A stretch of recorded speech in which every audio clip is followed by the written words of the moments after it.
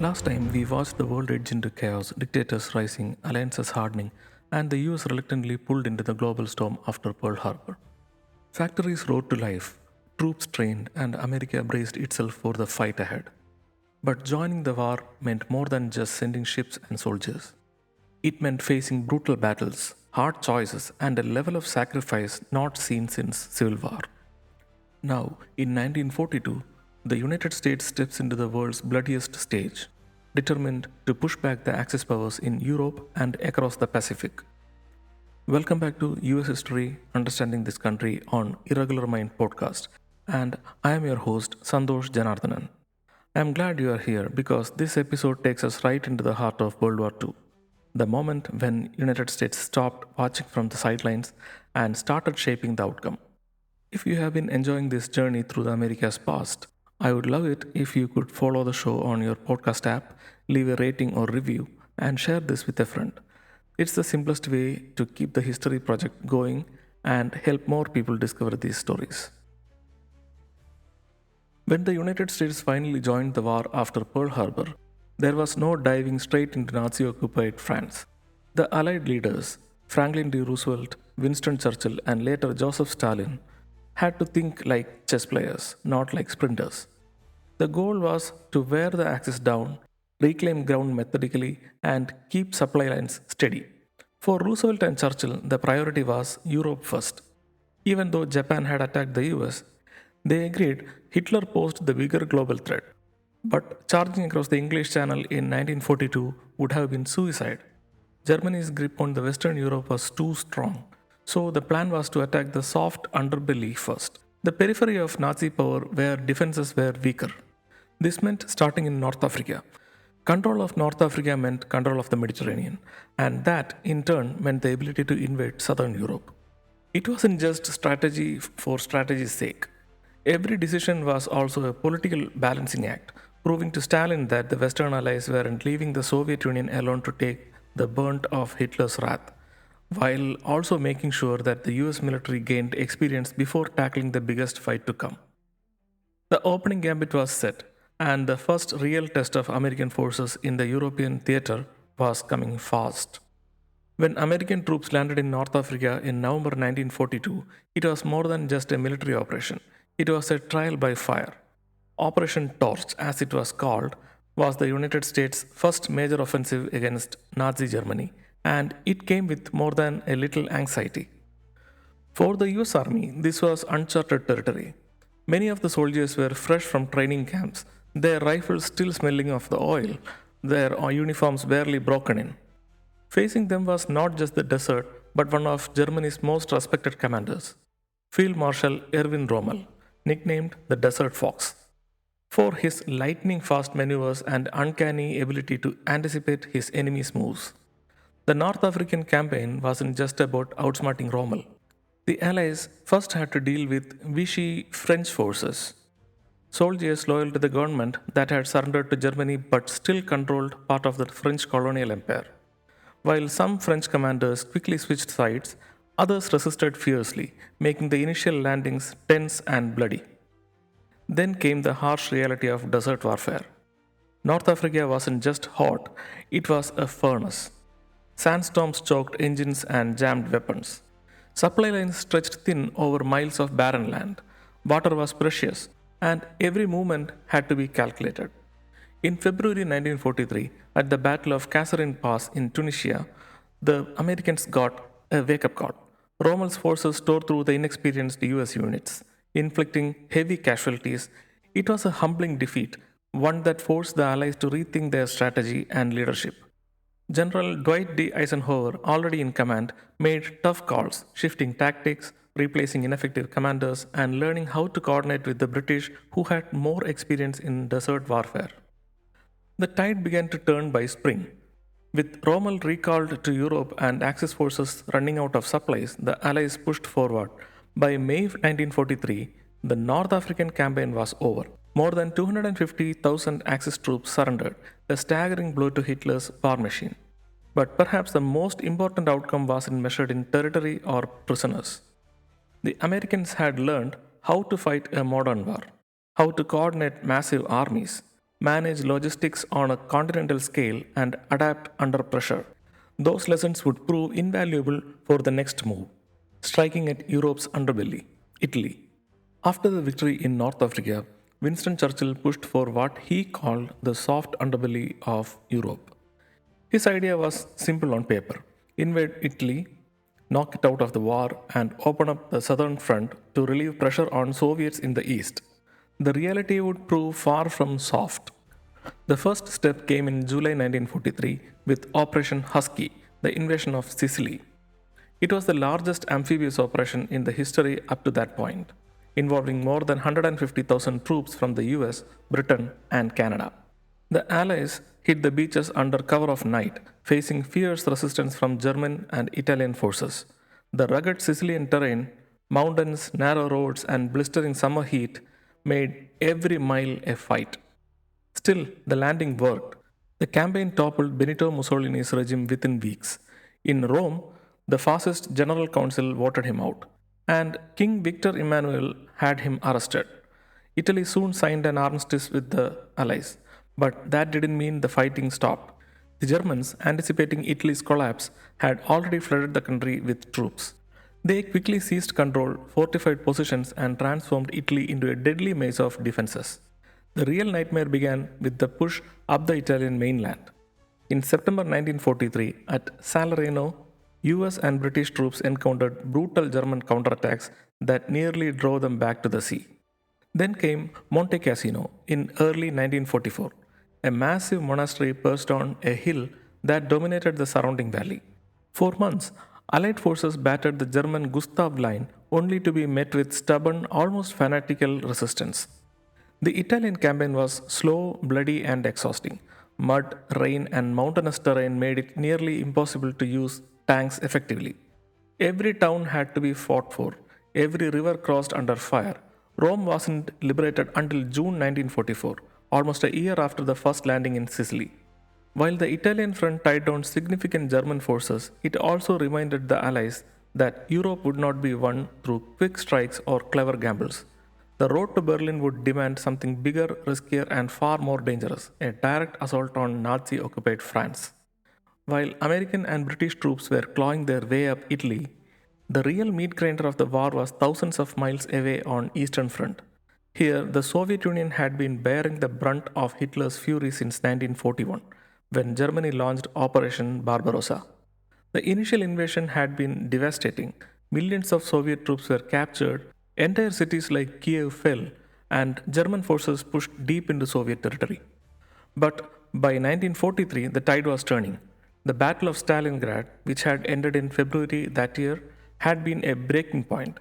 What followed was a chain of Soviet offenses that began pushing the German back, step by bloody step. The summer of 1943 saw the Battle of Kursk, the largest tank battle in history. Imagine thousands of armored vehicles clashing across Russian countryside, backed by massive artillery barrages and waves of infantry. The Germans hoped to regain the initiative, but the Soviets had anticipated every move. Their victory at the Kursk crashed Hitler's last major offensive in the east. From then on, it was the Red Army advancing and the Wehrmacht retreating. Cities that had been under Nazi occupation for years, Smolensk, Kiev, and later Minsk, were liberated through liberation, often meant discovering entire populations wiped out or left starving. For the Allies in the West, these Soviet advances were both a relief and a cause of urgency. The relief because every German division fighting in the East was one less to face in France or Italy. Urgency because Joseph Stalin was pressing for a second front in Western Europe, and if the West didn't open it soon, the Soviets might roll all the way to Berlin and beyond, shaping the post war world entirely on their terms. The clock was ticking, and the Allies knew it. That's why the next phase of the war, the massive gamble across the English Channel, became the top priority. By early 1944, the Allies were finally ready to launch the long promised Second Front in Western Europe. The operation had codenamed, that's now legendary, Operation Overlord. But at the time, for those involved, it wasn't a name, it was a leap into the unknown. The stage was set for June 6, 1944, the D Day. The goal was simple in theory but staggering in execution. Land tens of thousands of troops on the beaches of Nazi occupied France, break through the Hitler's Atlantic Wall, and begin the liberation of Western Europe. The planning was meticulous. British, American, Canadian, and other Allied forces spent months rehearsing landings on mock beaches in southern England. Engineers studied aerial photos of French coastline defenses, while meteorologists scanned weather patterns for the perfect invasion window. Even the choice of beaches, Utah, Omaha, Gold, Juneau, and Sword, was a calculated blend of strategic positions and tidal conditions. But secrecy was everything. The Allies used elaborate deception operations like Operation Fortitude to convince the Germans that the real invasion would happen at Pas de Calais, far from Normandy. They built fake armies, complete with inflatable tanks, wooden aircraft, and bogus radio traffic, all under the command of General George Patton to keep Germans guessing. When the day came, it was far from perfect. Bad weather delayed the invasion by 24 hours. At dawn, after an overnight airborne assault by American and British paratroopers, the first wave of infantry hit the beach. Utah Beach saw a relatively smooth landing, thanks to strong naval bombardment and a lucky drift of landing crafts that put the troopers in less defended sectors. Omaha Beach was another story. American troops faced sheer cliffs, heavy machine gun fire, and mines. The first hours were chaos. Many units were shredded before they reached the sand dunes. Some of the landing crafts never even made it to the shore, their rams dropping into the waist deep water filled with gunfire. Gold, Juneau, and Sword beaches attacked by British and Canadian forces saw fierce resistance in places but steady progress inland. By nightfall, over 156,000 Allied troops had landed Normandy. The cost was immense, around 4,400 Allied soldiers killed in the first day alone, but the beachheads held. D-Day was the largest amphibious invention in history, and its success cracked open Hitler's Fortress Europe. From there, the Allies began the slow, grinding push across France. The breakout from Normandy in late July, Operation Cobra, led to the liberation of Paris on August 25, 1944. Crowds filled the streets, kissing soldiers, waving flags, a moment of euphoria after 4 years of occupation. Still, the fight was far from over. The Germans were retreating but not beaten. Ahead lay one of the coldest, bloodiest showdown of the war, the Hitler's last great gamble. By December 1944, the Allies thought that the war in the Europe might end soon. Paris was free, the Germans were in retreat, and morale was high. But Hitler had one last card to play, a desperate counteroffensive designed to split the Allied lines, capture the Belgian port of Antwerp, and force a negotiated peace on his terms. The setting was the Ardennes Forest, a rugged, wooded region stretching across Belgium and Luxembourg.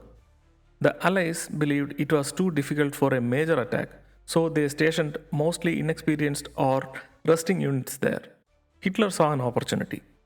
On December 16, 1944, the Germans struck. In freezing fog and snow, more than 200,000 troops, supported by tanks and artillery, smashed into the thin American lines. The surprise was complete. The German advance pushed deep into Allied territory, creating a bulge in the front line, giving the battle its name. In towns like Bastogne, soldiers of the 101st Airborne Division found themselves surrounded. Supplies were low, temperatures plunging below the freezing, and frostbite claimed nearly as many casualties as enemy fire. The German commander at Bastogne demanded surrender. The American reply, famously from General Anthony McAuliffe, was one word: nuts. Then came a shift in fortune. Clearing weather would allow Allied air power to return, pounding German supply lines. Patton's Third Army executed a rapid, almost impossible turn north to relieve Bastogne. By January 1945, the Bulge was flattened and the Germans had lost irreplaceable men and equipment. The Battle of the Bulge was the largest and bloodiest battle fought by the US Army in World War II, with nearly 80,000 American casualties. For Germany, it was a gamble that failed, leaving them weakened and vulnerable as Allies closed in from both east and west. And as the Allies pushed towards Germany's heartland, they began to uncover the darkest secret of Nazi regime, something that would shock the world and forever define the moral stakes of the war. As Allied forces advanced into Germany and Poland in early 1945, they expected to find resistance, wrecked towns, and war's usual devastations. What they discovered instead defied imagination. They began liberating concentration camps, places that, until then, many dismissed as exaggerated enemy propaganda. First came Majdanek in Poland, captured almost intact by Soviet forces in the summer of 1944. Then came Auschwitz, Buchenwald, Dachau, and dozens of others. What soldiers found were skeletal survivors, mass graves, and warehouses filled with piles of shoes, eyeglasses, and children's toys, haunting reminders of lives extinguished. The Nazis had built an industrial system of mass murder, targeting Jews, Roma, disabled individuals, political prisoners, and others deemed undesirable under Hitler's ideology of Aryan supremacy. The Holocaust was not a sudden act, but the culmination of years of anti Semitic laws, propaganda, and persecution. It escalated into the final solution: the deliberate, systematic extermination of Europe's Jewish population. Gas chambers and crematoria turned genocide into a process as cold and efficient as a factory line. By the war's end, roughly 6 million Jews had been murdered along with millions of others. For many American soldiers, these scenes left an indelible mark. War was already brutal, but this was something beyond the battlefield, an unmasking of evil on a scale that hadn't believed possible. The revelations from the camps would shape the post war world. War crimes trials at Nuremberg, the Universal Declaration of Human Rights, and an enduring moral responsibility to prevent such atrocities from ever happening again. But in 1945, the war in Europe was not yet over, and events would soon take another dramatic turn when the man who had led the United States through most of its global fight was suddenly no longer there. On April 12, 1945, the nation was jolted by a stunning news. Franklin Roosevelt was dead. After serving more than 12 years and guiding America through both the Great Depression and the most of World War II, FDR's sudden passing left the country in shock, and the presidency in the hands of a man who had been vice president for just 82 days. Harry S. Truman. He was no stranger to responsibility, but he hadn't been part of Roosevelt's inner war council and knew little about some of the most critical ongoing operations. Overnight, he had to step into the role of commander in chief, inheriting not just a war still raging on two fronts, but also complex diplomatic relationships with Churchill, Stalin, and other Allied leaders. Truman's style was plain spoken and decisive. Where FDR's leadership had often been wrapped in charm and persuasion, Truman favored bluntness and speed. Within days, he was immersed in military briefings and high level strategy sessions. He also learned of a closely guarded secret project, something so powerful it could end the war and possibly change the warfare forever: the Manhattan Project. In Europe, the Allies were closing in on Germany from both east and west. The Nazi leadership was fractured, Hitler's health was failing, and Berlin was under siege. Truman's immediate challenge was to coordinate with Allied leaders to bring the war in Europe to a swift conclusion, while also beginning to think about how to finish the fight against Japan. But first, there was one pressing matter: seeing the long, bloody war in Europe to its end, a moment the world had been waiting for since 1939. By the spring of 1945, the Nazi war machine was collapsing on every front. From the west, American, British, Canadian, and French forces were sweeping across the Rhine to Germany. From the east, Soviet troops were grinding forward inch by inch through the rubble strewn streets of Eastern Europe towards Berlin. Hitler's once mighty 1,000-year Reich had become a shrinking, battered territory. Allied bombing campaigns had reduced cities into ashes. Supply lines were shattered, the Luftwaffe was crippled, and German morale was in free fall. Yet, even in its death throes, the Nazi regime fought with ferocity, dragging out the war and increasing civilian suffering. In late April, Soviet forces encircled Berlin. Inside his bunker, Adolf Hitler issued futile orders to armies that no longer existed. On April 30th, 1945, he took his own life, passing leadership to Admiral Karl Dönitz, who quickly sought surrender terms. For the Allies, the final days were both triumphant and sobering. They liberated concentration camps like Buchenwald and Dachau, revealing the unimaginable horrors of Holocaust to the world. Soldiers who had endured years of brutal combat now found themselves face to face with the evidence of mass murder, skeletal survivors, mountains of shoes, and silent gas chambers. On May 7, 1945, Germany signed an unconditional surrender in Reims, France. The next day, May 8, was declared Victory in Europe Day.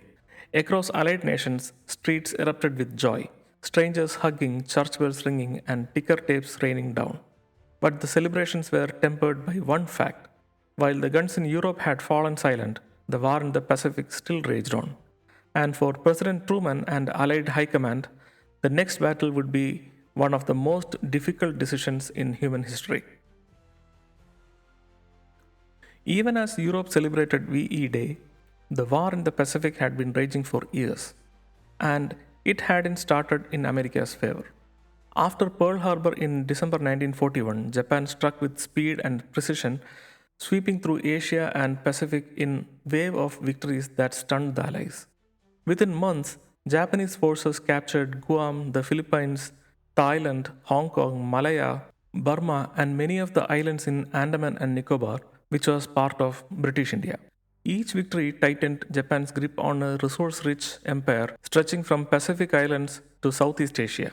The fall of Singapore in February 1942 was particularly humiliating for British. Winston Churchill would later call it the worst disaster in British military history. For the United States, the surrender of USS Bataan and the harrowing Bataan Death March in Philippines left deep scars. Thousands of American and Filipino soldiers, already weak from starvation and disease, were forced to march over 60 miles in brutal heat. Many never made it to the camps. Japan's strategy was built on the belief that a quick, decisive string of victories would force the US to negotiate peace. But while these triumphs extended Japan's reach, they also stretched its resources dangerously thin. The empire was now enormous and increasingly vulnerable. The stage was set for a dramatic reversal, and soon the Pacific would witness some of the most decisive naval battles in history. By mid 1942, Japan's expansion had reached its high water mark, and the United States was ready for a pushback. The first major shift came in May 1942 at the Battle of Coral Sea, the first naval battle in history where opposing ships saw each other. Aircraft carriers became the deciding factor, and while the fight was tactically indecisive, it was a strategic win for the Allies. Japan's advance towards Australia was halted. But the true turning point came a month later, Midway. In June 1942, US codebreakers cracked Japanese communications, giving Admiral Chester Nimitz's forces an invaluable advantage. When Japan launched its attack on Midway Island, American carriers were already lying in wait. The result was devastating for Japan. 4 aircraft carriers and over 250 planes lost in a matter of days. It was the beginning of the end for Imperial Japanese Navy. From there, the US and its allies adopted an island hopping strategy, bypassing heavily fortified islands and instead capturing key locations to use as forward bases. The Guadalcanal campaign in the Solomon Islands was the first big test, lasting 6 grueling months of jungle combat and naval clashes. Victory there proved the US could grind down Japanese defenses. Each step westward brought American forces closer to Japan, and each step came with a steep cost in lives. Yet momentum had shifted. What had begun as a desperate defensive war has now an unstoppable offensive push. Next came the battles that would put US forces within striking distance of Japan's home islands and set the stage for war's dramatic conclusion. By 1944, the island hopping campaign had closed the vast Pacific gap. The capture of Marshall Islands and Mariana Islands, particularly Saipan, Tinian, and Guam, gave the US airfields within range of Japan itself. From these bases, the US began strategic bombing raids, including the devastating firebombing of Tokyo in March 1945 that killed over 80,000 people in a single night. But before those raids could happen, the US faced 2 more bloodiest battles in the Pacific: Iwo Jima and Okinawa. Iwo Jima, a small volcanic island, became infamous for its ferocity. Japanese defenders had turned the island into a fortress of underground tunnels, and bunkers, forcing US Marines to fight yard by yard. The iconic image of Marines raising their flag atop Mount Suribachi symbolizes American determination, but at the cost of staggering 26,000 American casualties. Then came Okinawa, the last stepping stone to Japan. It was the largest amphibious assault in Pacific War and a brutal test of will. Kamikaze pilots slammed into Allied ships, and ground combat turned into drawn out slaughters. More than 12,000 Americans and estimated 100,000 Japanese died. These victories, though costly, placed Japan within the reach of invasion.